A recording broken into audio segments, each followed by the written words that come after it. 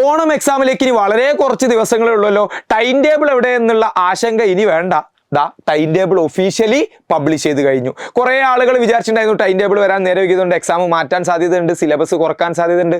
അങ്ങനെ ഒന്നുമില്ല. നേരത്തെ പറഞ്ഞ പോലെ തന്നെ അക്കാദമിക് കലണ്ടർ പ്രകാരം തന്നെ ഓഗസ്റ്റ് 13 തന്നെ നമ്മളുടെ എന്ത് ചെയ്യും, എക്സാം സ്റ്റാർട്ട് ചെയ്യും.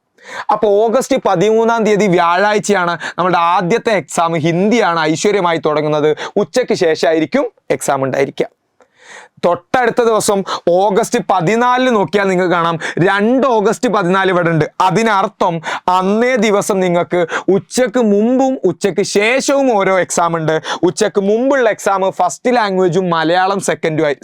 ഉച്ചക്ക് മുമ്പുള്ള എക്സാം ഫസ്റ്റ് ലാംഗ്വേജും ഉച്ചക്ക് ശേഷമുള്ള എക്സാം എന്ന് പറയുന്നത് മലയാളം സെക്കൻഡും ആയിരിക്കും.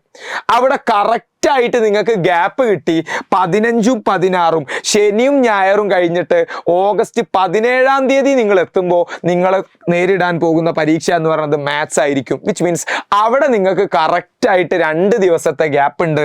ആരെ പഠിക്കാൻ വേണ്ടിയിട്ട്? മാത്സ് പഠിക്കാൻ വേണ്ടിയിട്ട്. ഓഗസ്റ്റ് 18 നമ്മൾ ആരെ എക്സാം എഴുതും? ഇംഗ്ലീഷ് എക്സാം എഴുതും. അതും ആഫ്റ്റർനൂൺ ആയിരിക്കും.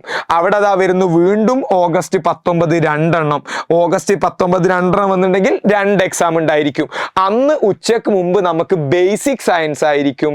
ആൻഡ് ഉച്ചയ്ക്ക് ശേഷം നമുക്ക് ആർട്സ് ആൻഡ് വർക്ക് എക്സ്പീരിയൻസും ആയിരിക്കും. ഓക്കെ, അവസാനത്തെ എക്സാം കലാശക്കൊട്ടായിട്ട് വരാൻ പോകുന്നത് ആരും ആയിരിക്കും? സോഷ്യൽ സയൻസും ആയിരിക്കും. ഈ ഒരു രീതിയിലാണ് ടൈം ടേബിൾ മുന്നോട്ട് പോകുന്നത്. അപ്പോൾ ഇനി നിങ്ങൾക്ക് നിങ്ങളുടെ ടെൻഷൻ ഒന്നുകൂടി കൂട്ടാൻ സമയമായി. കാരണം ഇതുവരെ ടൈം ടേബിൾ ഇല്ല എന്നുള്ളത് മാത്രമായിരുന്നു ടെൻഷൻ. ഇനിയിപ്പോൾ അത് പഠിച്ചു തുടങ്ങണമെന്നുള്ള ടെൻഷനായി. നിങ്ങൾ ഒട്ടും തന്നെ ഭയപ്പെടേണ്ട. എജുപോർട്ട് ഉണ്ട് നിങ്ങളെ കൂടെ. എന്ന് പറഞ്ഞാൽ നിങ്ങൾക്ക് എക്സാമിനെ നേരിടാൻ എന്തൊക്കെ വേണം? ക്ലാസ്സുകൾ വേണം, അതുപോലെ തന്നെ നല്ല അടിപൊളിയായിട്ടുള്ള പ്രഡിക്ഷൻ ക്വസ്റ്റ്യൻസ് വേണം, എക്സാം ഒക്കെ പ്രാക്ടീസ് ചെയ്യണം.